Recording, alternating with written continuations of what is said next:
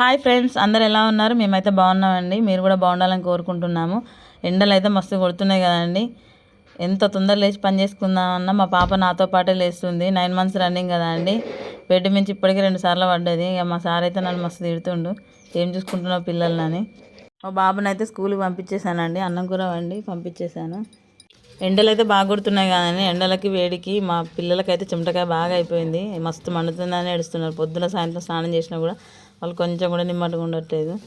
So వాళ్ళకైతే స్నానాలు చేయించి ధర్మికూల్ పౌడర్ అయితే వేసానండి. మా పాప అయితే ఆడుకుంటుంది. ఇద్దరిని చూసుకుంటూ బాబుని అయితే పంపించేసాను కదా, మిగతా పని అంతా కంప్లీట్ చేసుకోవాలన్నమాట. పాపనైతే కొంచెం కూడా నమ్మడానికి లేదండి. కూర్చుండి కూడా వెనక్కి పడుతుంది. నాకు భయం వేస్తుంది. ఎందుకంటే ఇప్పుడు తగిలిన దెబ్బలు ఫ్యూచర్లో ఏమైనా ఇబ్బంది అయితే ఏమోనని బాగా దెబ్బ తాకించుకుంటుంది. ఎందుకంటే మరి కిందంతా మట్టే కదండి. రిషి బాబుకి అయితే జ్వరం వచ్చిందండి. ఎందుకో సడన్గా సిక్ అయ్యండి కొడుకు. మంచిగా రాయి. ఈ మధ్యలో కూల్ డ్రింక్స్ ఎక్కువ అయినాయి, అందుకేనేమో ఐడి కార్డు పోగొట్టుకుంటుంది. లంచ్ బ్యాగ్ పట్టుకో.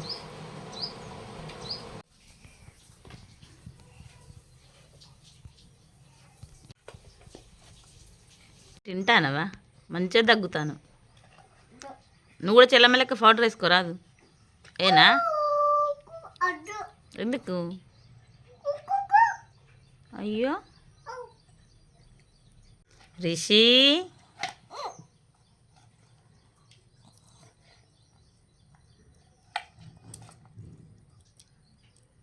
పనంతా కంప్లీట్ చేసుకొని అయితే నేను ఫ్రెష్ అయ్యి అన్నం తింటున్నానండి. మా రిషి బాబు అయితే అన్నం వద్దు, నాకు బాలం చాపాలు కావాలని అడుగుతుండు. Good morning. ఇటు చూడు, మేము అన్నం తింటున్నామని చెప్పు. ఎందుకు తినవా అన్నం? నేను తింటాను, తినకు. తిందా డాడీ? నీకు జ్వరం వచ్చిందా చెల్లమ్మా? సాయంత్రానికి అయితే సోరకాయ టమాటా వట్టి ముక్కల కర్రీ వండేసానండి. మా పిల్లలు అన్నం పెట్టు అంటే మార్నింగ్ చారు ఉండి అది ఉంటే వాళ్ళకి పెట్టేశాను. మా సారు కూడా తిన్నాడు. ఏం చేస్తున్నా? నైట్ అయితే అన్నం తింటున్నామండి. మా ఆయన తిన్నాడు, బయటికి వెళ్ళిండు. మా పెద్ద బాబు కూడా తిన్నాడు. రిషి బాబు నేను తింటుంటే మా పాప అయితే రిషి అల్లరికి లేచింది. ఇక తనను బజ్జో పెడుతూ నేను అన్నం తిన్నాను. రిషి బాబు కాలుతుందంట. మిట్ అయితే చెప్పిన వెంటనే అన్నీ నేర్చుకొని డైరెక్ట్ ఎల్కేజీ, నర్సరీ లేదండి, డైరెక్ట్ ఎల్కేజీలో వేసిన. అప్పుడు కరోనా టైం కదా, అన్నీ నేర్చుకున్నాడు.